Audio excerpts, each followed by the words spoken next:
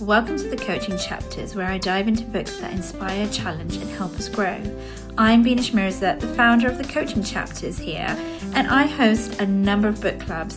I'm passionate about self-development, mindset shifts, and deep, honest conversations.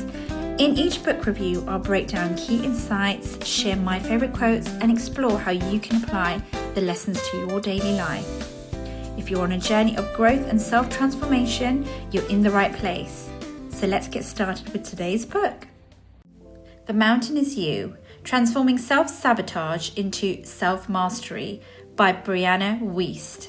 This book delves deep into the intricacies of self-sabotage, offering readers a profound exploration of the internal barriers that hinder personal growth and fulfillment. Through insights, analysis, and practical guidance, she empowers individuals to confront and overcome these self-imposed obstacles, paving the way to self-mastery.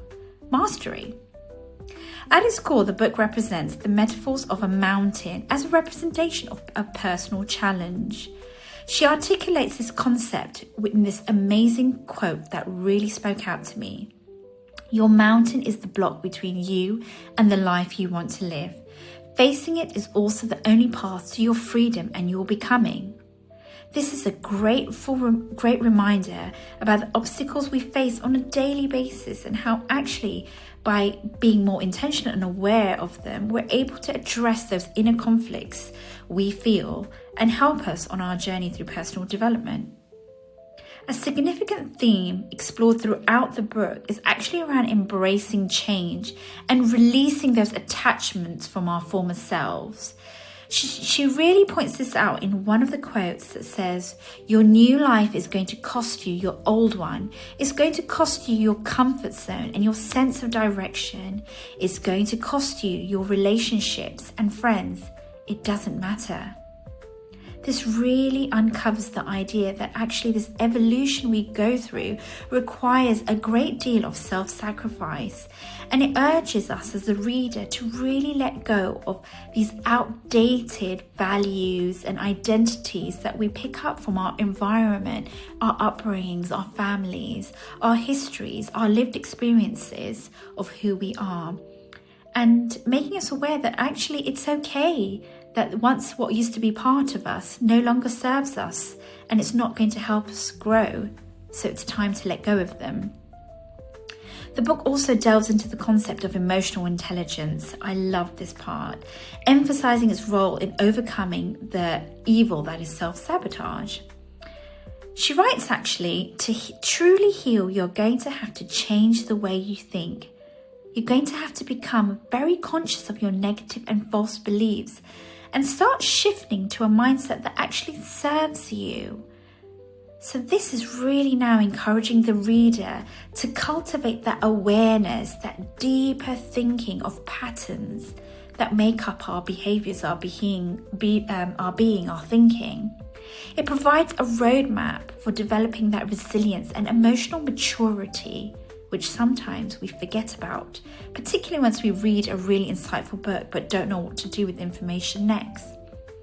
I like this book quite a bit actually because it's structured into 7 insightful chapters, and each chapter really digs deeper into how self-sabotage shows up in our day-to-day and our personal growth, from understanding triggers to building that emotional intelligence, to letting go of the past, our past beliefs, and really then focusing on constructing a future aligned with one that is true to who we are today, not who we were a couple of years ago.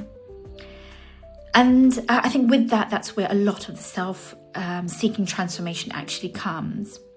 One of the most compelling parts of the book for me is the emphasis on how to overcome some of our challenges.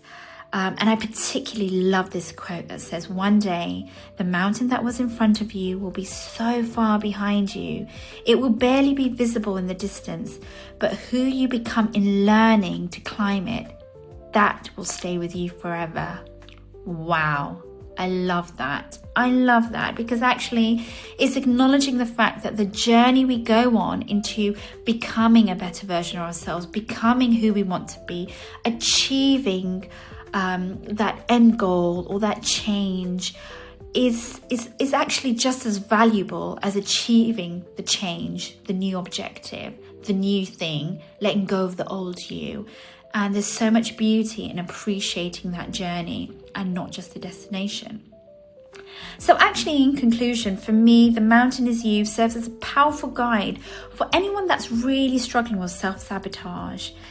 The book is insightful, it's practical, it's easy to read, it helps you onto this path of self-mastery, and it actually reminds us that mountains we face are not just external obstacles, they can be reflections of our inner selves, and that is okay. We all go through this, and by unlocking this, by being more aware of it, we're able to then go and live that fulfilling, authentic self that we deserve. And I think the most important thing is that self-sabotage will show up in our lives in many, many different ways. And it's recognizing when we're in those peaks and those troughs, and highlighting how, each phase of self-sabotage at different stages of our life, what it made us, what was the journey coming out of it when we overcame those mountains. I love this quote as well. All you're going to lose is what was built for a person you no longer are. Wow, that's so nice. So yeah, if you've read the book, let me know your thoughts in the comments below. Reach out to me on Instagram at The Coaching Chapters. I'd love to hear your key takeaways from the book, and anything you liked or didn't like about the book.